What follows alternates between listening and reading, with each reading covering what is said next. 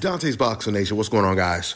So while this is the biggest fight since the Mayweather versus Pacquiao fight, Turki Al-Sheikh and the Ring Magazine staff, they've been receiving a lot of backlash for the undercard that they put together. And rightfully so. I mean, nobody expected an undercard like this, especially when you consider the fact that it's on such a huge platform. The fight is on Netflix. There's one fight on this undercard that is a really good matchup and is the real co-main event.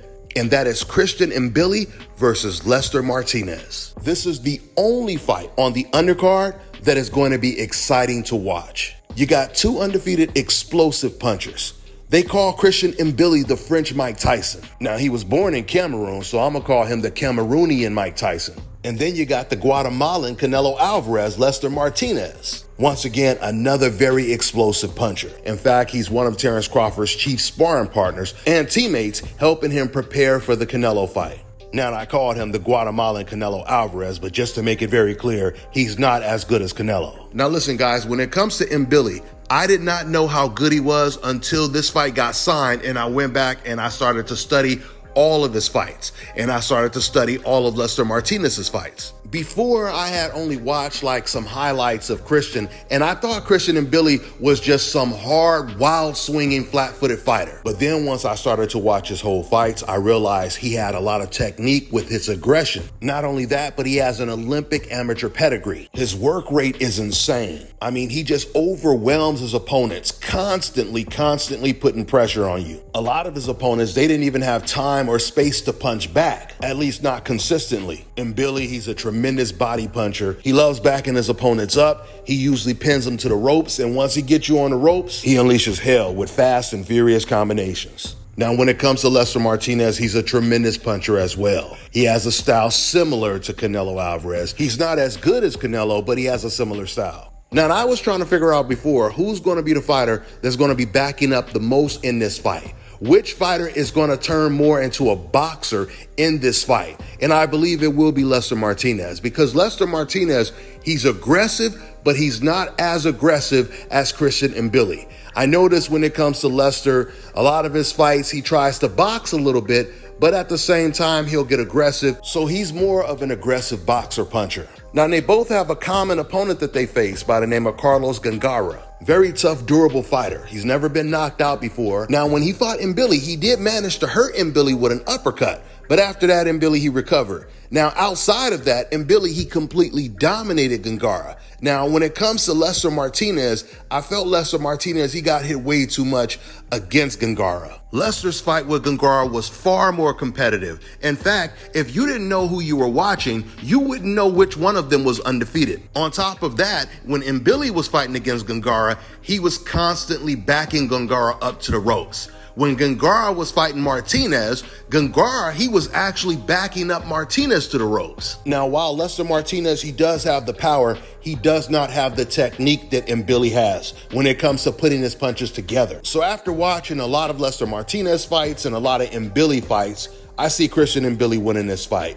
I mean, Lester, he obviously has a puncher's chance. Everyone has a puncher's chance. But outside of that, I don't see him winning this fight. But either way, this is the best fight on the undercard, and I can't wait to watch it. Not only that, but it gets even better because, according to reports, the winner of this fight is going to fight against Hamza Shiraz. So the super middleweight division is starting to heat up. And it's so crazy because Canelo, he got so lucky, which that's the reason why he moved up to 168. And that's why he wanted to be undisputed at 168. Because at the time Canelo moved to 168, you had fighters like champions like Billy Joe Saunders and Caleb Plant and Caleb Smith. Controversial mandatories like Avni Yildirim. Canelo, he said, I fought him because he was my mandatory. But of course, when David Benavidez was his mandatory and was his mandatory way longer than Avni Yildirim was, of course, he didn't fight David. You see, I have a feeling that if Canelo, if he loses this fight against Crawford, he will continue his career. Unless he gets knocked out by Crawford, then he will probably retire. But the reason why I bring this up is because if Canelo does continue his career, win, lose, or draw against Crawford, he's going to have a lot of dangerous mandatories. Once again, you have Mbilly versus Lester Martinez.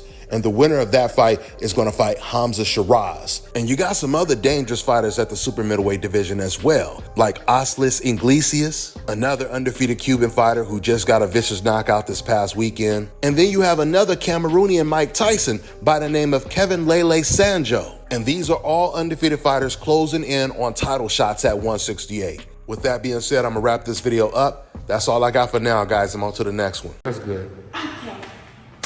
Okay. Okay, you come to me? Yeah.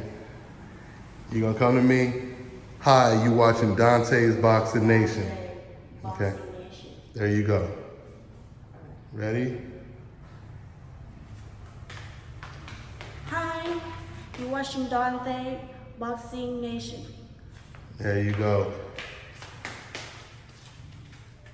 It's good, but it's a little too dark from, let me see. Let's try this from this angle. Come this way. Couldn't see your face when you come here. Okay, there, better. Okay.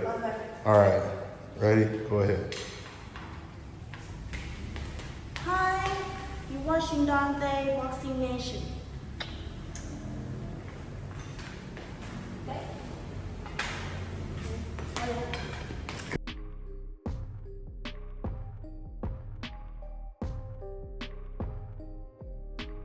All right, now check this out, guys. If you're looking to repair eczema scars, burns and bruises, dark spots and blemishes, fever blisters, diabetic ulcers, this right here is the perfect product for you guys. It's called Elo Diki Face and Body Oil. Athletes and top-ranking boxers, they're also using it after training to reduce swelling, inflammation, and to ease the pain. So get yours today. Go to elodiki.com, like them on Facebook, and follow them on Instagram.